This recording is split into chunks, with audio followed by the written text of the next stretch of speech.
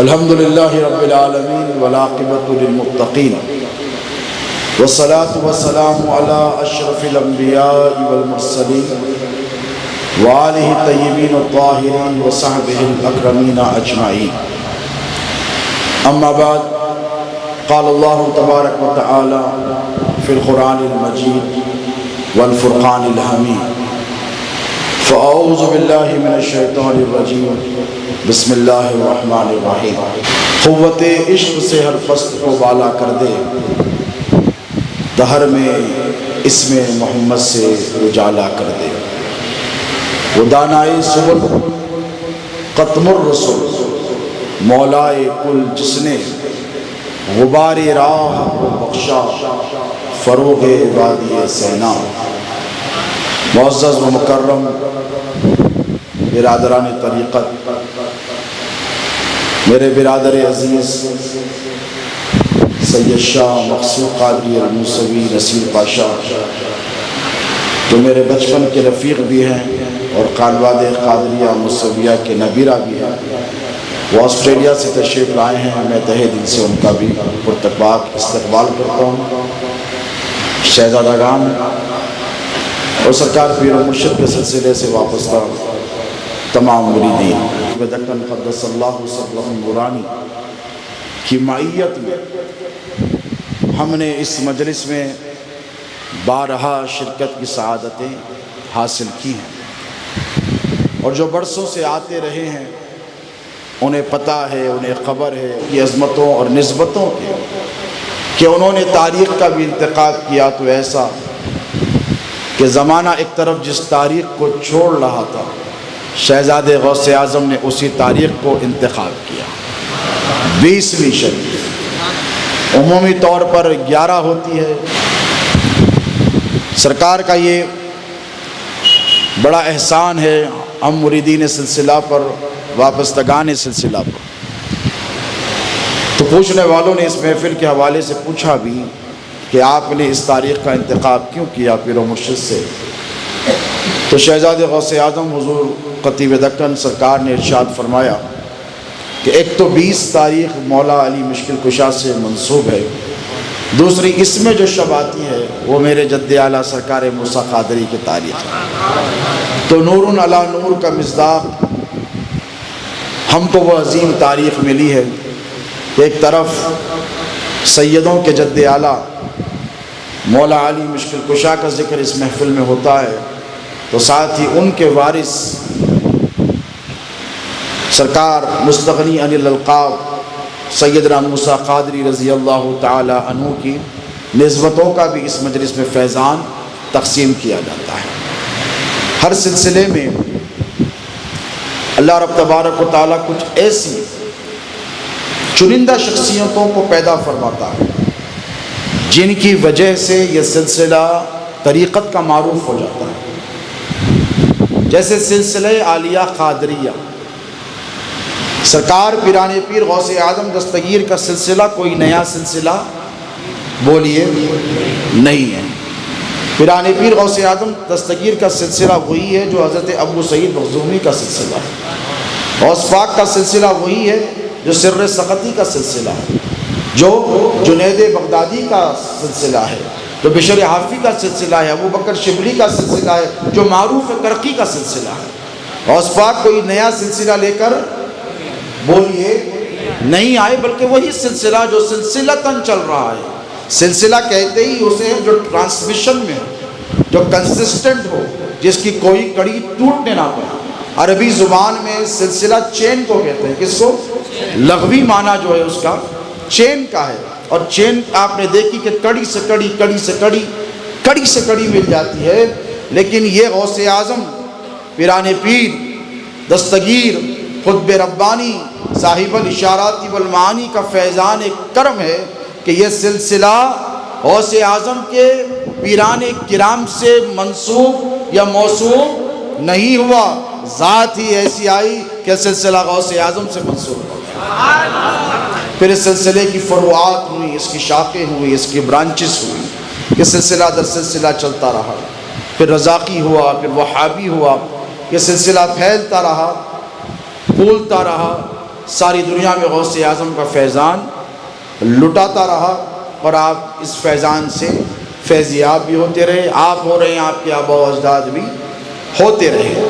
لیکن پھر سلسلہ قادریہ کی جس شاخ سے ہمیں وابستگی ہے، سید الابدال سلطان الفقراء سید شاہ عبد اللطیف لاہوری رحمہ اللہ، وہ جب آئے ہندوستان میں 400 برس پہلے، تو یہ سلسلہ عالیہ قادریہ لطیفیہ ہو گیا۔ کیا ہو گیا؟ اب قادریہ کہیں تو لوگ پوچھیں کہ کہاں سے ہیں؟ جنوب سے ہیں کہ شمال سے ہیں کہ بغداد سے ہیں کہ ہما سے ہیں؟ کون سے سادات، کون سے اشراف کا یہ سلسلہ ہے؟ تو تشخص کو، آئیڈینٹیٹی کو برقرار رکھنے کے لیے سلسلہ عالیہ قادریہ لطیفیہ ہو گیا۔ پھر سرکار لاہوری سے موسوم رہا۔ پھر اس سلسلے میں کم و بیش 150 سال کے بعد، کتنے؟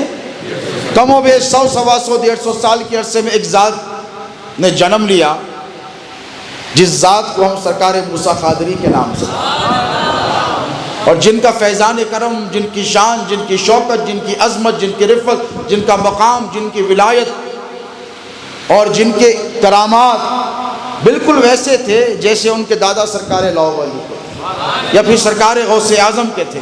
تو سرکار پیر شاہ محی الدین ثانی بارگاہ مصویہ میں آرام فرما ہے، اور میں ذمہ داری سے کہتا ہوں کہ سرکار لاہوری کے تمام شہزادگان بڑی شان والے ہیں، لیکن کیا کروں، اپنے جد ہے اس لیے نہیں کہتا کہ سرکار پیر شاہ محی الدین ثانی کو جو سرکار پیران پیر غوث اعظم دستگیر سے نسبت خاصہ تھی، ایسی نسبت اور ایسی مشابہت اور ایسی آئیڈینٹیفیکیشن جسے کہتے ہیں، سملیرٹی جسے کہتے ہیں، یہ سرکار پیر شاہ محی الدین ثانی کے علاوہ خانواد لطیفیہ میں کسی کو نہیں ملی۔ ان کے ہوتے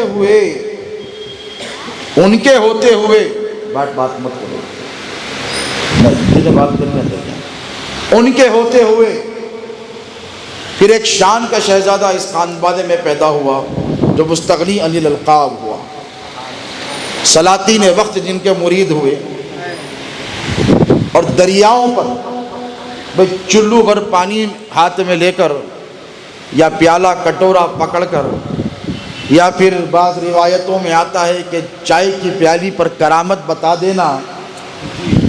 میں طنز نہیں کرتا کسی کو، اہل علم جانتے ہیں کہ چائے کی کٹوری یا کیتلی پر کرامت بتا دینا الگ بات ہے، بہتے دریاؤں کا رخ موڑ دینا الگ بات ہے۔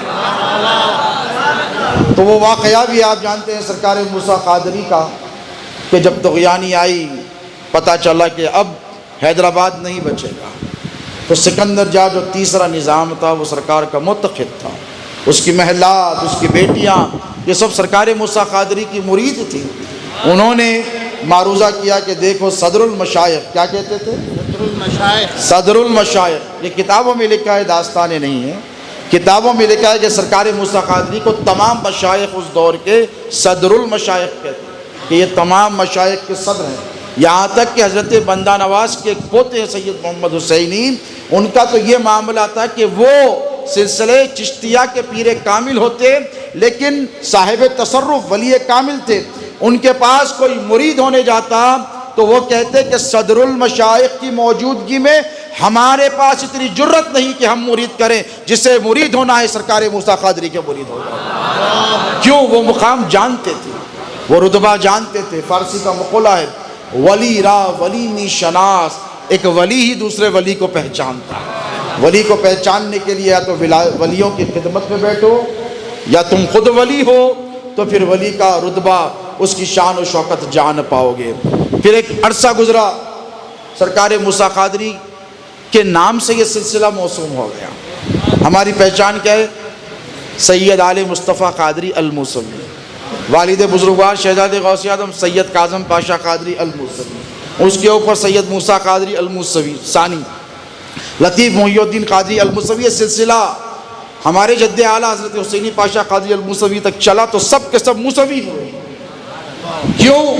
اسی لیے کہ پھر اسی شان کا شہزادہ پیدا ہوا جس کے نام سے ہم نے اپنے سلسلے کو منسوب کر دیا، موسوم کر دیا۔ تو کیا پتا چلا کہ سلسلوں میں تواتر کے ساتھ ولی پیدا ہوتے لیکن بہت بڑی شان والا، جو عالمگیر شہرت کا مالک ہو، جس کی پاپولیرٹی زمین پر ہی نہیں آسمانوں پر بھی ہو، جس کے تصرفات زمین والوں پر بھی نہیں آسمان والوں پر بھی ہو، جو تقدیر کا رخ دھارا بدل سکے، جو مردوں کو جلا سکے، جو ٹوٹی ہوئی تقدیروں کو بنا سکے، ایسے ولیوں سے سلسلے کو منسوم کیا جاتا ہے، موسوم کیا جاتا ہے، تاکہ مریدوں کو پتہ چلے کہ تم جس کے کہلاتے ہو اس کی شان کتنی بڑی ہے۔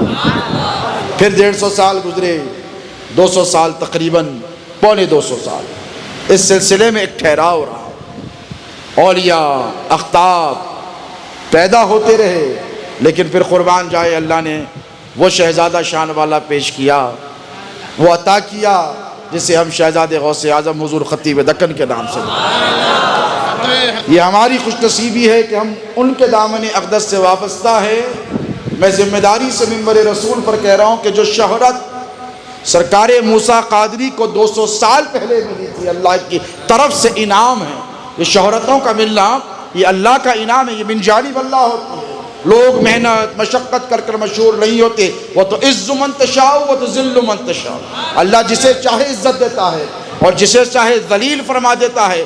تو یہ شہرت جو ہے یہ بھی ایک عزت کا حصہ ہے، شہرت تامہ، شہرت عامہ، مقبولیت، لوگوں کے دلوں میں عزت، احترام، قدر، منزلت، یہ بھی من جانب اللہ ہوتی ہے۔ اور اللہ نے ہمارے پیر کو اتنی شہرت عطا فرمائی کہ ہندوستان نہیں بلکہ دنیا کے کسی کونے میں جاؤ، شہزادے غوث اعظم کا نام لو، جو اہل سنت ہوگا، جو اہل طریقت ہوگا، بلکہ اہل عرب میں بھی سیدی سرکار کاظم پاشا کا نام لو، تو لوگ یہ نہیں کہیں گے ہم نہیں جانتے، بلکہ یہی کہیں گے کہ ہم جانتے بھی ہیں، ہم پہچانتے بھی ہیں، ہم ان کو مانتے بھی ہیں۔ میں نے آج اپنی ابتدائی درس تصوف کو شہزادے غوث اعظم کی ذات کو محور اور نفس موضوع اور اپنے ٹاپک کا مرکز اس لیے بنایا کیونکہ پیر سے ہو کر ہم پیران پیر تک پہنچے، شریعت ہو کہ طریقت ہو کہ حقیقت ہو کہ معرفت ہو، مکاشفہ ہو کہ مجاہدہ ہو، تزکیہ ہو کہ تصفیہ ہو، کہ جتنی ساری باتیں تصوف کے حوالے سے آتی ہیں، کوئی مسافر راہ سلوک اس وقت تک کامیاب نہیں ہو سکتا جب تک کہ وہ اپنے پیر کے دامن کو مضبوطی سے نہ تھام لے، جب تک اپنے پیر کو مضبوطی سے نہ تھام لے وہ طریقت کے میدان میں ادھورا رہتا ہے۔ تصوف کی وہ بو تک نہیں سونگھ سکتا اگر وہ اپنے شیخ کا نہ ہو تو وہ پھر کسی کا نہیں ہو سکتا۔ وَمَن يُضْلِلْ فَلَن تَجِدَ لَهُ وَلِيًّا مُرْشِدًا، اللہ فرماتا ہے کہ اللہ جب کسی کو گمراہ کرنا چاہتا ہے تو نہ اس کا کوئی ولی ہوتا ہے نہ مرشد ہوتا ہے۔ اور یہ تصوف گمراہوں کے لیے نہیں ہے، یہ متلاشیان راہ حق کے لیے۔ یہ تصوف کٹا توپ اندھیروں میں بیٹھ کر ہاتھ مارنے والوں کے لیے نہیں ہے، یہ تصوف بستر پر لیٹ کر تصوف کی باتیں کرنے والوں کے لیے نہیں ہے، یہ تصوف صرف کتابی کیڑا بن کر تصوف کی رٹ لگانے والوں کے لیے بھی نہیں ہے۔ تصوف پریکٹیکلٹی کا نام ہے، تصوف جہد مسلسل کا نام ہے، تصوف مسلسل کوشش کرنے کا نام ہے، تصوف اپنے آپ کو 24/7 ساری زندگی، ساری حیات، آخری سانس تک اللہ کے رسول اور اولیاء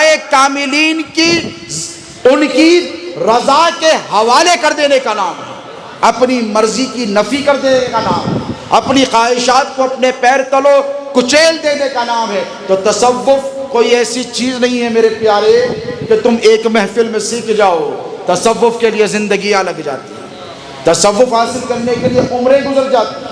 تم سیکھو گے، تمہاری نسلیں سیکھیں گی، اس لیے کہ ہماری نسلیں سیکھتے رہی، سکھاتی رہی۔ اور تصوف میں کوئی یہ دعویٰ نہیں کر سکتا کہ میں نے سب کچھ جان لیا، میں سب کچھ جانتا ہوں، نہیں۔ دیکھو تصوف ہے کیا، مختصر آج گفتگو رہے گی۔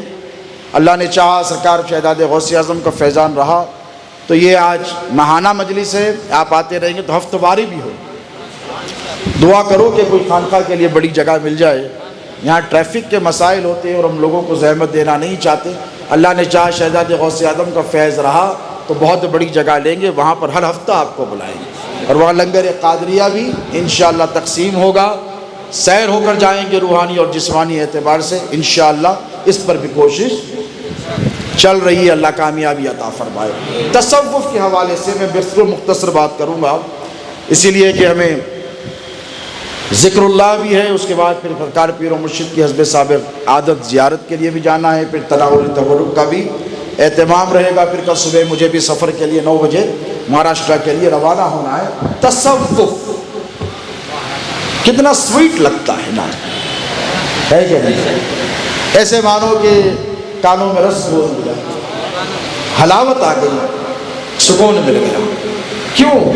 کیونکہ آپ تصوف سے انفیچویٹڈ، تصوف سے آپ کو انٹرسٹ ہے، تصوف کے نام سے آپ کو محبت ہے، تصوف کے جملہ لفظ آپ سنتے ہیں تو آپ کہتے ہیں کہ بھئی کچھ ہے۔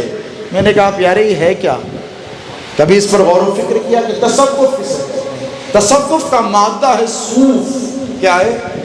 صوف، اور عربی زبان کا لفظ صوف، اور صوف کہتے ہیں اون کو۔ کس کو؟ بولو، اون کو۔ اور اون کا کپڑا کیسا ہوتا ہے دیکھا ہے؟ مولانا افتخار کے ساتھ زبردست شروانی پہنے، ایسا نہیں ہوتا۔ تصوف صوف کا کپڑا، اچھا یہ بھی غوث پاک کے غلام ہے، اچھے سے اچھا لباس پہننا بھی غوث پاک کی سنت مبارکہ ہے، اس پر بھی انشاءاللہ گفتگو رہے گی، ورنہ ہمارے جبوں پر شملوں پر اعتراض شروع ہو جائے گا۔ اس پر بھی انشاءاللہ گفتگو آئے گی، پھر اگلی نشست پہ آئے گی۔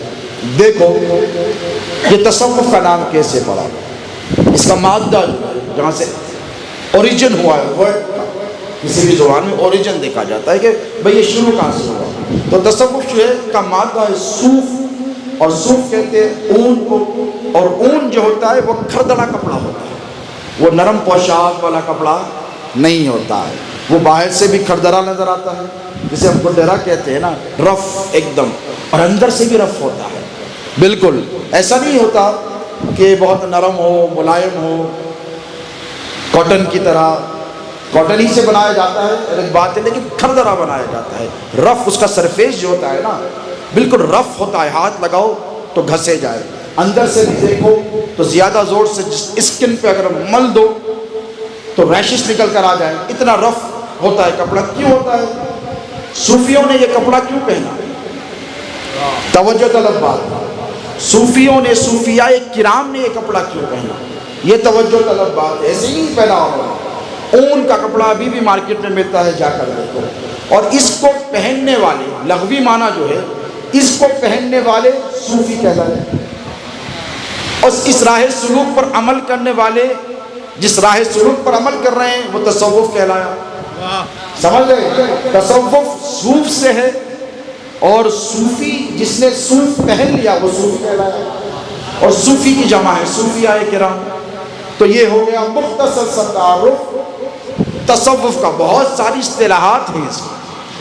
حضرت جنید بغدادی نے کہا کہ نفس پر قدم رکھ دینے کا نام تصوف ہے، مختلف بزرگوں نے الگ الگ اس کی تعریفیں فرمائی ہے، لیکن طریقت کے میدان میں جب تصوف کی بات آئے تو تصوف صرف صوف کا کپڑا پہن لینے کو نہیں کہتے، یہ تو کوئی بھی پہن لے، پنڈت بھی پہن لے، کوئی پجاری بھی پہن لے، کوئی مجوسی بھی پہن لے، کوئی آتش پرست بھی پہن لے، تو کیا وہ صوفی ہو جائے گا؟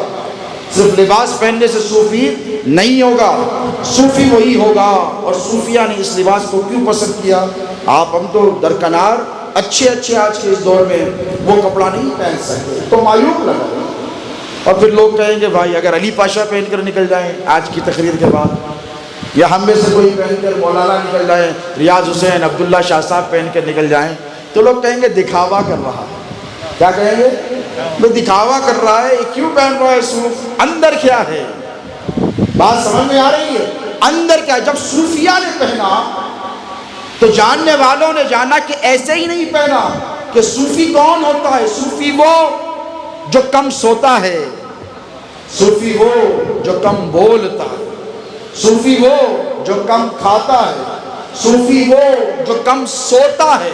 اور صوف کا کپڑا صوفیہ اس لیے پہنتے سمجھتے تھے کہ اگر زیادہ دیر لیٹ جاؤ کھردرے کپڑے پر، اگر تم کھردرے کپڑے پر لیٹ جاؤ یا چٹائی پر لیٹ جاؤ، بہت دیر سو نہیں پاؤ گے، اٹھ جاؤ گے، کیونکہ چبھنے لگے گا، بے چین کرنے لگے گا، جسم پر نشان پڑ جائیں گے۔ اور اس کے بالمقابل اگر تم گدے پر سو جاؤ، کاٹن پر سو جاؤ، 8 گھنٹے سو جاؤ گے، 10 گھنٹے سو جاؤ گے۔ تو صوفیہ کا معاملہ یہ تھا کہ وہ آرام کرنا نہیں چاہتے، بلکہ رسالہ قشیریہ میں ایک بہت بڑے ولی کامل کا واقعہ درج ہے۔ لوگوں نے دیکھا کہ ان کے پاس روٹی لائی گئی، شوربہ لایا گیا، تو ایسے روٹی کو بورا بورا بنایا، اس میں پانی میں ڈال دیا، کہا اسے جب باریک ہو جائے، بالکل نرم ہو جائے تو مجھے لا کر دے دینا۔ لوگ لا کر دیے، وہی کھاتے رہے، وہی کھاتے رہے۔ تو لوگوں نے پوچھا کہ آپ اتنی نرم غذا کیوں کھاتے ہیں؟ تو کہنے لگے وقت کس کے پاس ہے۔ اللہ اکبر، سمجھ رہے ہو میری بات؟ کہا اتنا وقت ہے میرے پاس کہ میں روٹی کو چوروں، اس کے ٹکڑے کروں، پھر اس کو چباتے رہوں، کتنا وقت نکل جائے گا، پتہ نہیں میری زندگی کتنی باقی ہے۔ حضور سے سیکھا انہوں نے، تصوف کہاں سے سیکھا؟ حضور پاک علیہ الصلوۃ والسلام تیز تیز وضو کرتے۔ آپ نے سنا نا بزرگوں سے کہ وضو کرو تو جوان کی طرح، نماز پڑھو تو بوڑھے کی طرح۔ اس کا مطلب کیا ہے؟ جوان جلدی جلدی کرتا ہے، بوڑھے کا ہاتھ مشکل سے اٹھتا ہے، پیر مشکل سے اٹھتا ہے، سو بات ہے۔ بزرگوں کے ہاتھ مشکل سے اٹھتے کہ اس عمر میں پوچھو۔ اسی لیے تو اللہ کو بوڑھوں کی نہیں جوانوں کی عبادت پسند ہے۔ بڑھاپے میں تو سبھی جائیں گے، عمر ساری تو کٹے عشق بتام مومن، آخری وقت میں کیا خاک مسلمان ہوں گے۔ بڑھاپے میں تو کوئی بھی چلا جائے گا، لیکن اللہ کو پسند ہے تو اس نوجوان کی عبادت پسند ہے جو جوانی کے عالم میں کرتا ہے۔ جوانی میں آرام، نیند زیادہ ہوتی ہے، بڑھاپے میں تو ویسے بھی نیند نہیں آتی ہے۔ اگر اٹھ کر تہجد پڑھ لے تو کوئی اس نے تیر نہیں مارا۔ ہاں، جوان کو جو نیند کا غلبہ ہوتا ہے، جوانی میں نیند بہت آتی ہے، جوانی میں آرام طلبیاں ہوتی ہیں، مصروفیات ہوتی ہیں، دوست ہوتے ہیں، یار ہوتے ہیں۔ بوڑھوں کے تو اکثر دوست نکل گئے ہوتے ہیں، ملیں گے کون؟ بیویاں بھی رہی تو رہی نہیں تو وہ بھی نکل گئی ہوتی ہیں، ملے گا کون؟ مصروفیات کیا ہوتی؟ چلو ٹی وی دیکھ لے، تو آنکھیں بھی اتنی طاقت نہیں ہوتی کہ ٹی وی دیکھ لے۔ اگر وہ اٹھ کر اللہ اللہ کرتا بیٹھے تو کوئی بڑا تیر اس نے نہیں مارا۔ کمال تو اس نوجوان کا ہے جو رات میں اپنی نیند کو قربان کر کے تہجد کے لیے مصلی پر جائے، سردیوں کے موسم میں فجر کی نماز کے لیے آ جائے۔ مولا علی شیر خدا کی غلامی کا دم بننے والوں، تصوف کو تم نے جانا چاہے، علی سے زیادہ تصوف کیا کسی نے عمل کیا ہے؟ مبدا و مرکز تصوف کا علی کی ذات ہے، مولا علی کی ذات ہے۔ سارے صوفیاء کرام کے سر جس بارگاہ میں جھکے ہیں اسے نجف اشرف کہتے ہیں۔ کوئی صوفی اس وقت تک صوفی نہیں ہو سکتا جب تک حیدر کرار سے مضبوط اس کا رشتہ غلامی نہ ہو جائے۔ مولا کیا فرماتے ہیں؟ کسی نے پوچھا علی تمہیں کیا پسند؟ تو علی نے کہا کہ گرمیوں کے روزے پسند ہیں اور سردیوں کا وضو پسند ہے۔ ذرا سوچو اس میں کیا حکمت ہے۔ گرمیوں کا روزہ سخت ہوتا ہے، علی کو سردیوں کا روزہ پسند نہیں، ویسے بھی گزر جاتا ہے۔ مشقت، محنت، لگن، قربانی، ایثار، تواضع، ہارڈشپس، سیکریفائز، یہ مولا علی مشکل کشا کو پسند ہے۔ اسی لیے تو اللہ نے اتنا بلند مقام فرمایا ہے۔ سردیوں میں گرم پانی سے وضو کر لیتے ہیں چپ چپا کے، یا بعض کو تو میں نے دیکھا ہے اچھے اچھے تیمم۔ میں نے کہا بھائی یہ مسئلہ کہاں سے نکلا؟ نہیں سردی رہی تو کر لے سکتے۔ میں نے کہا کسی کتاب میں لکھا نہیں پیارے، کیا کر رہا ہے؟ وضو کر، توکل سے اچھا کر، ایسا کر جیسے علی شیر خدا کیا کرتے تھے، تو فرشتے تجھے وضو کرا کے آئیں گے جیسے جبرائیل مولا علی کو وضو کرانے آئے تھے۔ پھر الگ بحث یہ چلی جائے گی، تصوف کی بنیادی نظریات پر پلٹ کر آئیں کہ صوفیہ تصوف ہے کیا اور اس کی ضرورت کیا؟ جب قرآن موجود ہے، جب حدیث موجود ہے، تو پھر آپ کو تصوف کی کاہے کو ضرورت پڑے؟ کبھی آپ نے اس موضوع پہ سوچا؟ دیکھیں، بات صرف اتنی سی ہے کہ قرآن موجود ہے، قرآن کی 6666 آیتیں موجود ہیں۔ اِنَّا نَحْنُ نَزَّلْنَا الذِّكْرَ وَإِنَّا لَهُ لَحَافِظُونَ، قرآن کی ایک آیت آگے پیچھے بولیے نہیں ہو سکتی، حدیث بھی موجود ہے۔ لیکن ذرا توجہ طلب بات یہ دیکھیں کہ حضور کا زمانے میں چلیں 1500 برس پہلے تک آقا و مولا علیہ السلام کا زمانہ ہے، اور حضور کے 23 سال کتنے اعلان نبوت کے بعد 23 سال کتنے مصروف گزرے ہوں گے. کبھی آپ نے تصور کیا اس کے بارے میں؟ آج دنیا کی تقریباً آدھی آبادی مسلمان ہے، وہ 23 سالوں کا صدقہ.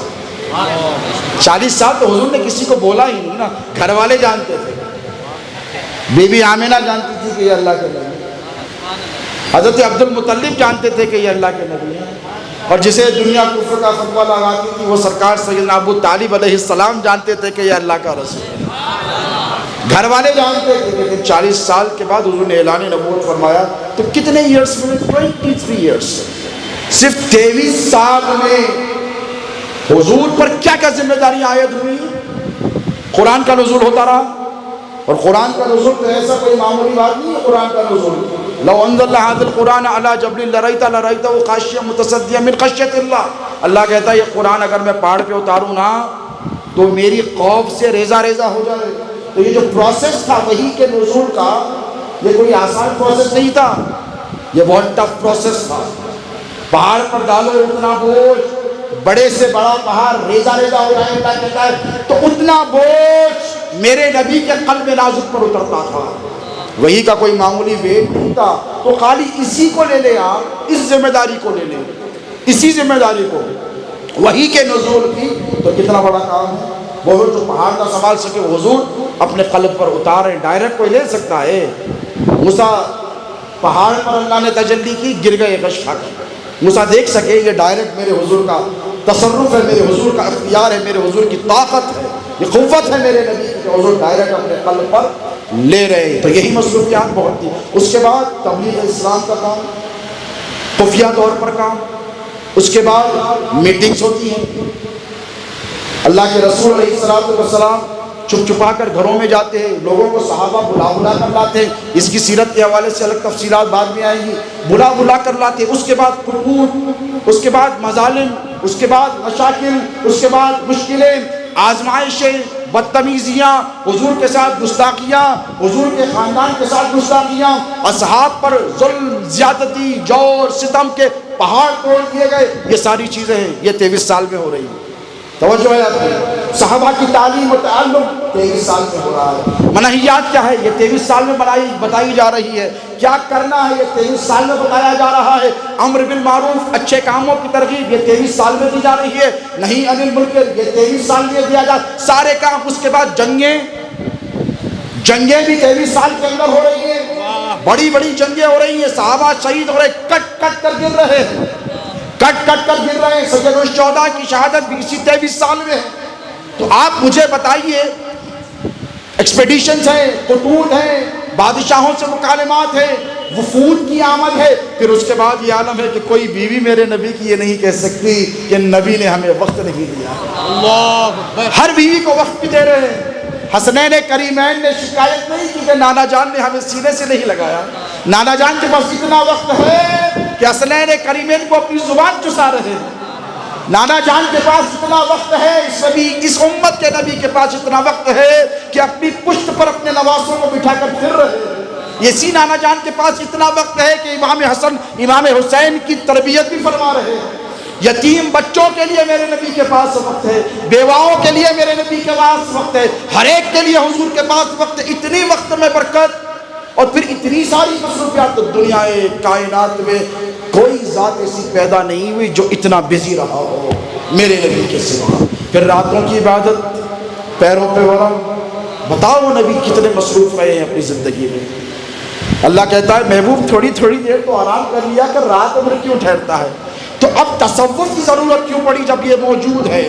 تصوف کی ضرورت اس لیے پڑی کہ یہ 23 سال میں حضور نے اسلام کو پریکٹیکلی پیش کیا، اور ساتھ میں علی شیر خدا کو قرآن ناطق بنا دیا، بولتا ہوا قرآن بنا دیا.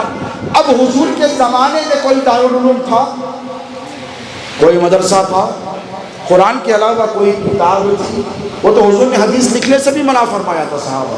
کہیں ایسا نہ ہو کہ حضور کی فصاحت، حضور کی بلاغت اور حضور کی زبان پر، لینگویج پر اتھارٹی کا یہ عالم تھا کہ حضور ارشاد فرماتے تو صحابہ کو ایسا نہ ہو کہ یہ کنفیوز ہو جائیں کہ یہ قرآن ہے کہ حدیث ہے، یہ قرآن ہے کہ حدیث ہے۔ فصاحت کا یہ عالم ہے حضور کی، اور رحمان علم القرآن ہے نا، اللہ نے سکھایا ہے حضور کو، تو فصاحت تو ویسے ہی ہوگی۔ کوئی بڑے عربی دان سے سیکھ جائے تو اس کا عربی کا عالم کیا ہوگا؟ حضور تو ڈائریکٹ اللہ سے سیکھ رہے ہیں۔ وَعَلَّمَكَ تَعْلَمَ تَكُنْ تَعْلَمُ، اللہ فرماتا ہے محبوب جو تو نہیں جانتا ہم نے تجھے سکھا دیا، ہم نے تجھے تعلیم دی ہے۔ تو اللہ رب تبارک و تعالیٰ حضور کا ٹیچر بھی ہے، منٹور بھی ہے، اور وہی مدرس بھی ہے، اس نے سکھایا۔ تو حضور نے کہا نہیں، میرے سامنے حدیث مت لکھا۔ حدیث پڑھنے والے، حدیث کا علم جاننے والوں کو پتہ ہے کہ حضور کے وصال کے بعد حدیثیں لکھنی شروع ہوئی۔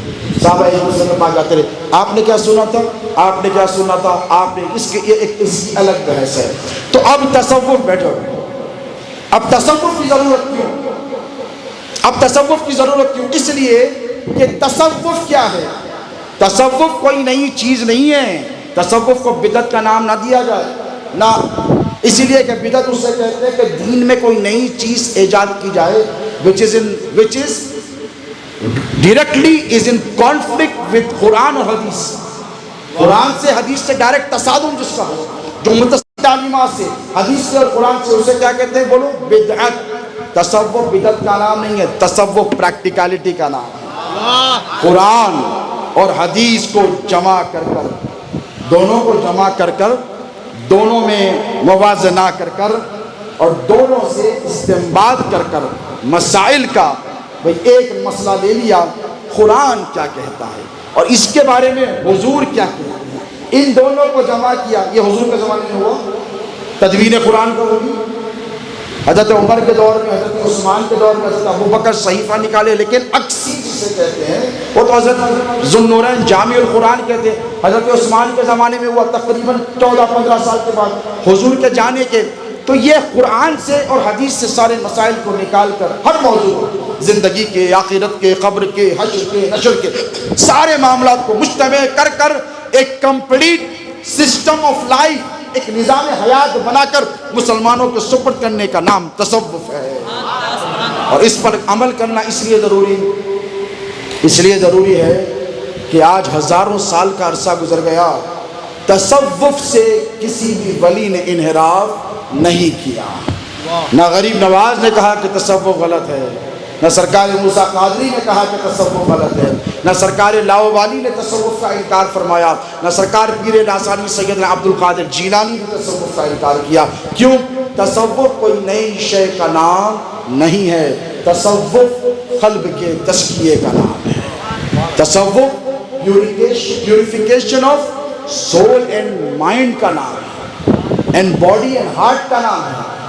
جسم کو اور روح کو اور نفس کو، یہ تین الگ شے ہیں۔ دیکھیے، میں اپنی بات کو ختم کر رہا ہوں امام قشیری کے قول کے حوالے سے۔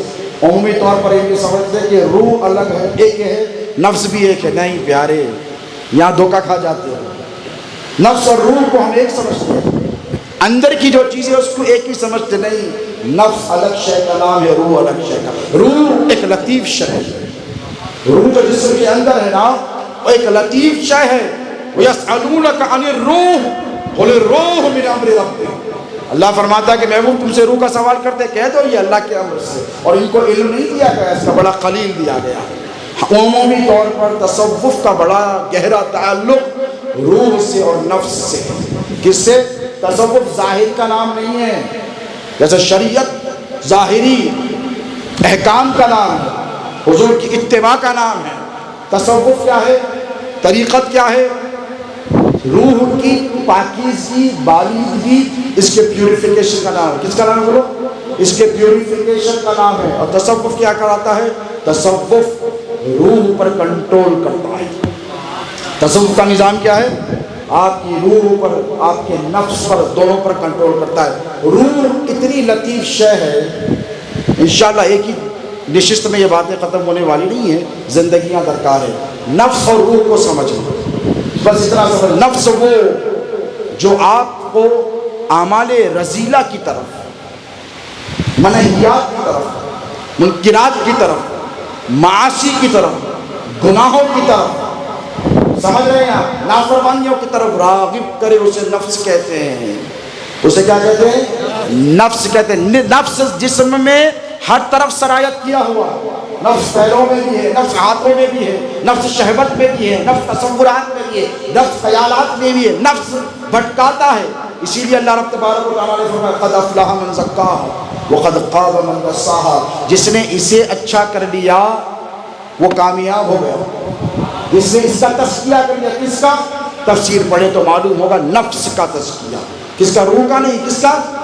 نفس کا تزکیہ کر لیا. اللہ فرماتا ہے یا ایتھا النفس المطمئنہ ارجعی الی ربک راضیۃ مرضیہ فادخلی فی عبادی وادخلی جنتی.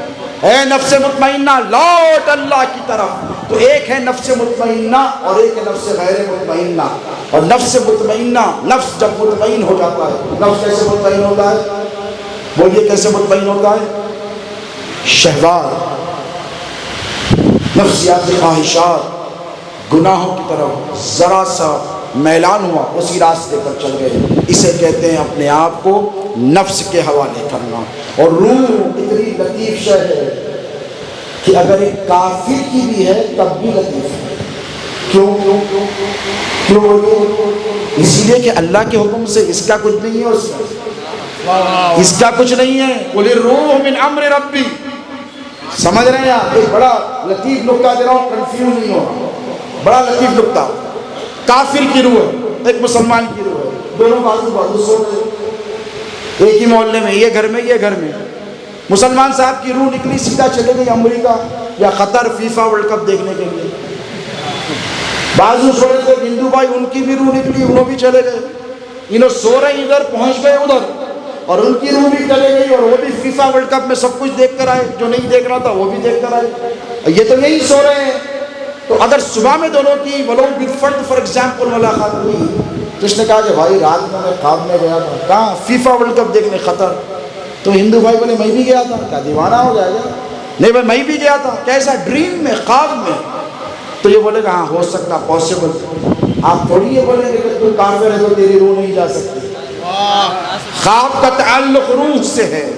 روح جسم میں رہتی ہے، اور آپ یہ سمجھتے ہیں کہ روح نکل جائے تو آدمی مر جاتا ہے. نہیں، روح اس کا ایک تعلق جسم میں چھوڑ کر جاتی ہے.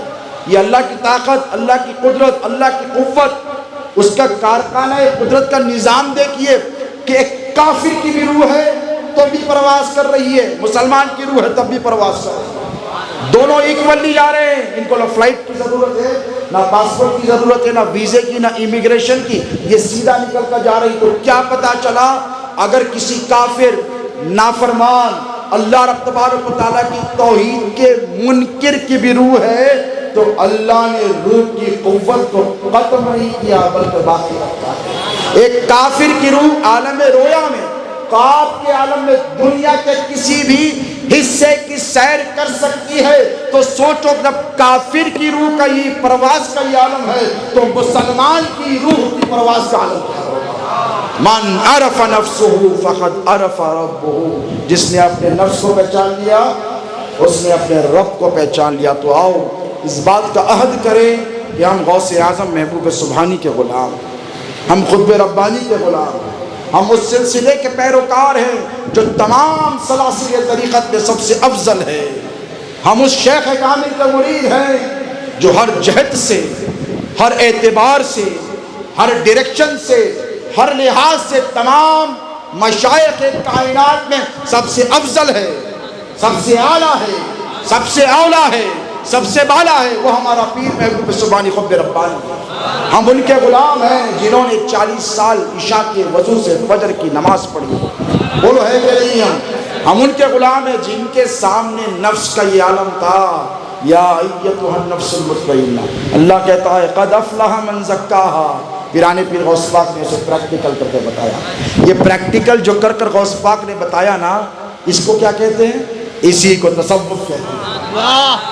اسی کو تصوف کہتے ہیں. پیرانے پیر کی 40 سال کی جو راتیں ہیں نا، 40 سال عشاء کے وضو سے جو فجر کی نمازیں پڑھی ہے نا، اسی کو تصوف کہتے ہیں.